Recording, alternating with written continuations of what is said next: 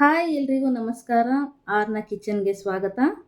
ನಾವಿವತ್ತು ಮನೆಯಲ್ಲಿನೇ ಸಿಂಪಲ್ಲಾಗಿ ರುಚಿಯಾಗಿ ಸಾಂಬಾರ್ ಪೌಡರ್ ಮಾಡೋದು ಹೇಗಂತ ತೋರಿಸ್ತಾ ಇದ್ದೀವಿ. ಈಗ ಸಾಂಬಾರ್ ಪೌಡರ್ ಮಾಡೋದಕ್ಕೆ ಬೇಕಾಗಿರುವಂಥ ಇಂಗ್ರೀಡಿಯೆಂಟ್ಸ್ನ ನೋಡೋಣ. ಈಗ ಸಾಂಬಾರ್ ಪುಡಿ ಮಾಡೋದಕ್ಕೆ ಏನೇನೆಲ್ಲ ಬೇಕು ಅಂತ ನೋಡೋಣ. 1 ಕಪ್ ಆಗೋಷ್ಟು ತೊಗರಿಬೇಳೆ, 1 ಕಪ್ ಆಗೋಷ್ಟು ಕಡಲೆಬೇಳೆ, 1 ಕಪ್ ಆಗೋಷ್ಟು ಹೆಸರುಬೇಳೆ, ಅರ್ಧ ಕಪ್ ಆಗೋಷ್ಟು ಉದ್ದಿನಬೇಳೆ, ಅರ್ಧ ಕಪ್ ಆಗೋಷ್ಟು ಕರಿಮೆಣಸು, 1.5 ಕಪ್ಪಷ್ಟು ಜೀರಿಗೆ, 1/4 ಕಪ್ಪಷ್ಟು ಸಾಸಿವೆ, 1/4 ಕಪ್ ಆಗೋಷ್ಟು ಮೆಂತ್ಯ, 1 ಕಟ್ ಆಗೋಷ್ಟು ಕರಿಬೇವಿನ ಸೊಪ್ಪು, ಹಾಗೆ ಪುಡಿ ಮಾಡಿ ಇಟ್ಕೊಂಡಿರುವಂಥ ಅರಿಶಿನ ಕೊಂಬು, ಹಾಗೆಯೇ ಇಂಗು. ಇವಾಗ ಸಾಂಬಾರ್ ಪೌಡರ್ ಮಾಡೋದು ಹೇಗಂತ ನೋಡೋಣ ಬನ್ನಿ. ಈಗ ಸ್ಟವ್ ಮೇಲೆ ಒಂದು ಫ್ರೈ ಪ್ಯಾನ್ ಇಟ್ಕೊಂಡು ಅದಕ್ಕೆ ತೊಗರಿಬೇಳೆನ ಹಾಕಿ ಹುರ್ಕೋಬೇಕು.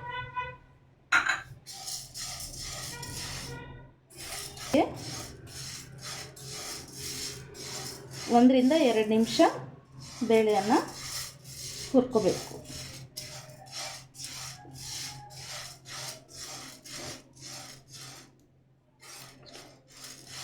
ಇದು ಹುರಿದಿದ್ದಾದಮೇಲೆ ಒಂದು ಬೌಲ್ಗೆ ಹಾಕ್ಕೊಳ್ಳಿ. ನೆಕ್ಸ್ಟ್ ಕಡಲೆಬೇಳೆಯನ್ನು ಹುರ್ಕೋಬೇಕು.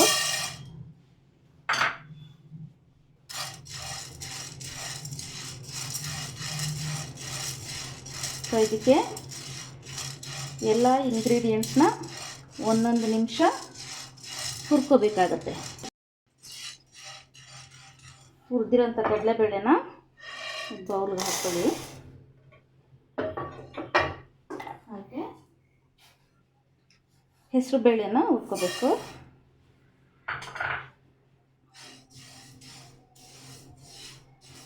ಬೇಳೆಗಳೆಲ್ಲ ತುಂಬ ಕಪ್ಪಾಗೋಕ್ಕೆ ಬಿಡಬಾರ್ದು, ಸುಮ್ಮನೆ ಬೆಚ್ಚು ಹುರ್ಕೊಂಡ್ರೆ ಸಾಕು. ನೋಡಿ, ಉರಿತಾ ಇದ್ದಂಗೆ ಕಲರ್ ಹೆಂಗೆ ಚೇಂಜ್ ಆಗ್ತಾಯಿದೆ. ಇದು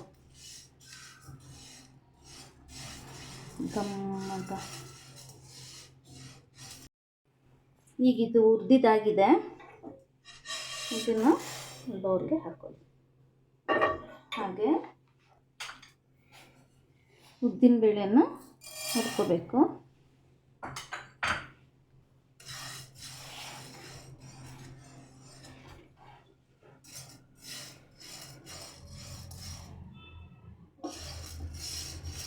ಸ್ವಲ್ಪ ಕೆಂಪಗಾದರೆ ಸಾಕು ಉದ್ದಿನಬೇಳೆ. ಅಂದರೆ ತುಂಬ ಲೋ ಫ್ಲೇಮಲ್ಲಿ ಅಲ್ದಿರ, ಹೈ ಫ್ಲೇಮಲ್ಲಿ ಅಲ್ದಿರ, ಮೀಡಿಯಮ್ ಫ್ಲೇಮಲ್ಲೇ ಬೇಳೆಗಳನ್ನೆಲ್ಲ ಹುರ್ಕೋಬೇಕಾಗುತ್ತೆ. ತುಂಬ ಹೈ ಫ್ಲೇಮ್ ಇಡೋಕ್ಕೆ ಹೋದರೆ ಏನಾಗುತ್ತೆ ಅಂದರೆ ಸೀದೋಗ್ಬಿಡುತ್ತೆ ಬೇಗ.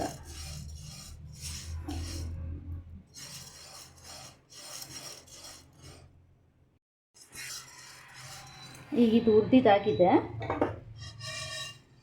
ಇದನ್ನು ಬೌಲ್ಗೆ ಹಾಕ್ಕೊಳ್ಳಿ. ಇದಕ್ಕೆ ಈಗ ಮೆಂತ್ಯನ ಹುರ್ಕೋಬೇಕು.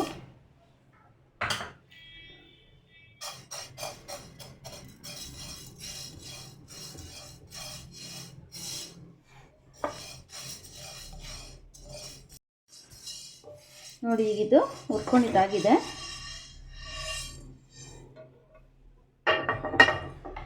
ನೆಕ್ಸ್ಟ್ ಇದಕ್ಕೆ ಮೆಣಸು ಹಾಕ್ತಾಯಿದ್ದೀನಿ.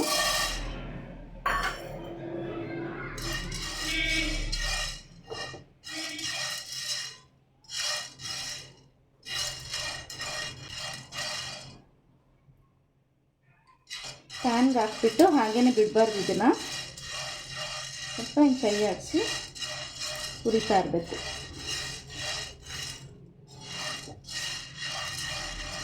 ಹೀಗಿದ್ದು ಹುರಿದಿದ್ದಾಗಿದೆ. ಇದನ್ನು ಪ್ಯಾನಲ್ಲೇ ಹಾಕ್ಕೊಳ್ಳಿ, ಈ ಬೌಲಲ್ಲೇ ಹಾಕ್ಕೊಳ್ಳಿ. ಈಗ ಜೀರಿಗೆ ಹುರ್ಕೋತಾ ಇದ್ದೀನಿ.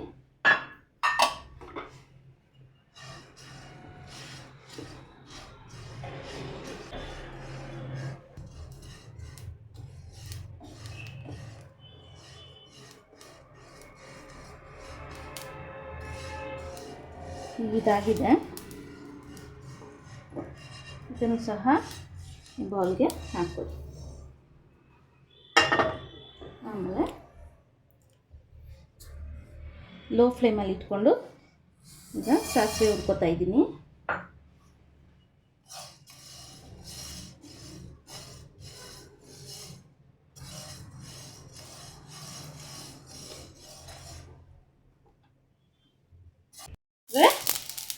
ಹುರ್ಕೊಂಡಿದ್ದಾಯಿತು.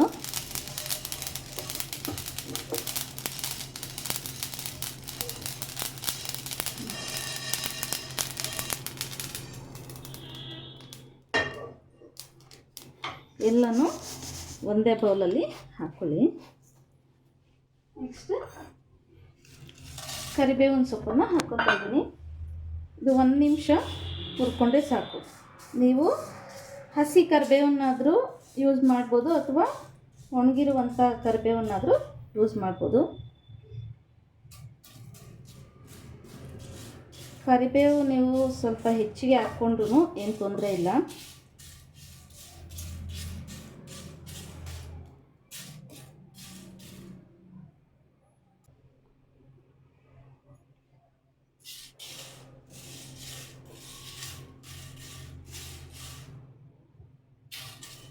ಈಗ ಇದು ಹುರಿದಿದ್ದಾಗಿದೆ. ಅದನ್ನು ಬೌಲ್ಗೆ ಹಾಕ್ಕೊಳ್ಳಿ. ಆಮೇಲೆ ಕೊನೆಯದಾಗಿ ನಾನು ಇವಾಗ ಇದಕ್ಕೆ 1/4 ಸ್ಪೂನ್ ಆಗೋಷ್ಟು ಇಂಗುವನ್ನು ಯೂಸ್ ಮಾಡ್ತಾಯಿದ್ದೀನಿ. ನೀವೆಷ್ಟು ಕ್ವಾಂಟಿಟಿ ಮಾಡ್ಕೊತೀರೋ ಸಾಂಬಾರು ಪುಡಿ ಅದಕ್ಕೆ ತಕ್ಕಂಗೆ ಇಂಗುವನ್ನು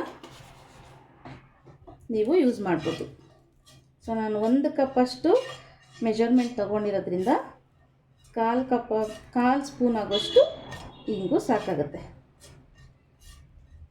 ಸೊ ಇದು ಒಂದು 10 ಸೆಕೆಂಡ್ ಅಷ್ಟೇ ಹಿಂಗೆ ಹುರಿದು ಹಿಂಗೆ ತೆಗೆದ್ರೆ ಸಾಕು.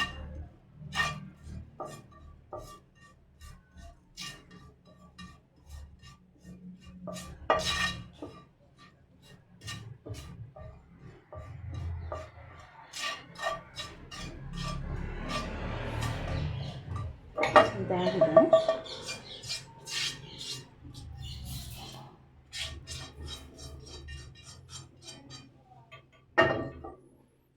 ಈಗ ಸ್ಟವ್ ಆಫ್ ಮಾಡಿ. ಸೊ ಎಲ್ಲ ಇಂಗ್ರೀಡಿಯೆಂಟ್ಸ್ನ ಹುರ್ಕೊಂಡು ಆಗಿದೆ. ಇದಕ್ಕೆ ನಾವು ಅರಿಶಿನ ಕೊಂಬು ಅಂದರೆ ರುಬ್ಬಿಟ್ಕೊಂಡಿರುವಂಥ ಅರಿಶಿನ ಕೊಂಬು ಪುಡಿನೇ ಇದು. ನಿಮ್ಮ ಹತ್ರ ಪೌಡರ್ ಇಲ್ಲ ಅಂದರೆ ನೀವು ಅರಿಶಿನ ಕೊಂಬನ್ನೇ ಹುರ್ಕೊಂಡು ಅಥವಾ ಹಾಗೇ ಸಾಂಬಾರು ಪೌಡರ್ ಜೊತೆಗೆ ಮಾಡಬೇಕಾದ್ರೇ ಮಿಕ್ಸಿಗೆ ಹಾಕ್ಕೊಂಡು ರುಬ್ಕೋಬೋದು. ಸೊ ನಾನು ಆಲ್ರೆಡಿ ರುಬ್ಬಿರೋದ್ರಿಂದ ಇದನ್ನು ಹಾಗೇ ಯೂಸ್ ಮಾಡ್ತೀನಿ. ಈ ಹುರ್ಕೊಂಡಿರುವಂಥ ಎಲ್ಲ ಇಂಗ್ರೀಡಿಯೆಂಟ್ಸ್ನ ನೀವು ಅರ್ಧ ದಿನ ಅಥವಾ 1 ದಿನ ಪೂರ್ತಿ ಬಿಸಿಲಲ್ಲಿ ಒಣಗಿಸ್ಕೊಬೇಕಾಗುತ್ತೆ. ನೀವೆಷ್ಟು ಚೆನ್ನಾಗಿ ಇದನ್ನು ಒಣಗಿಸ್ತೀರೋ ಅಷ್ಟು ಚೆನ್ನಾಗಿ ಅದು ಪೌಡ್ರ್ ಆಗುತ್ತೆ. ಸೊ ನಾನು ನಿಮಗೆ ಸ್ಯಾಂಪಲ್ಗೋಸ್ಕರ ಒಂದಷ್ಟು ಕಾಳುಗಳನ್ನು ಪೌಡ್ರ್ ಮಾಡಿ ತೋರಿಸ್ತೀನಿ. ಸೊ ನೀವು ಇದನ್ನು 1 ದಿನ ಪೂರ್ತಿ ಬಿಸಿಲಲ್ಲಿಟ್ಟು ಆಮೇಲೆ ಪೌಡರನ್ನು ಮಾಡ್ಬೋದು.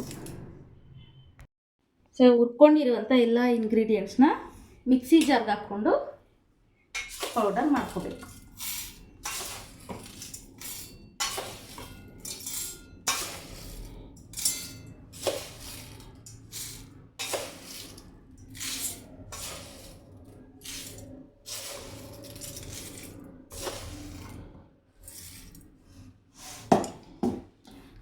ಇದನ್ನು ಆಗುತ್ತೆ.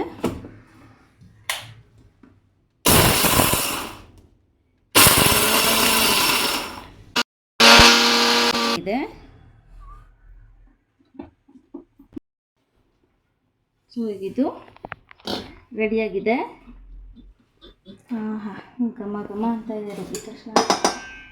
ಇದನ್ನು ಬೌಲ್ಗೆ ಹಾಕ್ಕೊಳ್ಳಿ. ಈಗ ಸಾಂಬಾರ್ ಪೌಡರ್ ರೆಡಿಯಾಗಿದೆ. ಸಿಂಪಲ್ ಆಗಿ ರುಚಿಯಾಗಿರುವಂಥ ಸಾಂಬಾರ್ ಪೌಡರ್ ರೆಡಿ ಆಯಿತು. ಈ ವಿಡಿಯೋ ನಿಮಗೆ ಇಷ್ಟ ಆಗಿದ್ದಲ್ಲಿ ಲೈಕ್ ಮಾಡಿ, ಶೇರ್ ಮಾಡಿ, ಸಬ್ಸ್ಕ್ರೈಬ್ ಮಾಡಿ. ಮುಂದಿನ ವಿಡಿಯೋದಲ್ಲಿ ಮತ್ತೆ ಭೇಟಿಯಾಗೋಣ. ಅಲ್ಲಿವರೆಗೂ ಟಾಟಾ, ಬಾಯ್ ಬಾಯ್.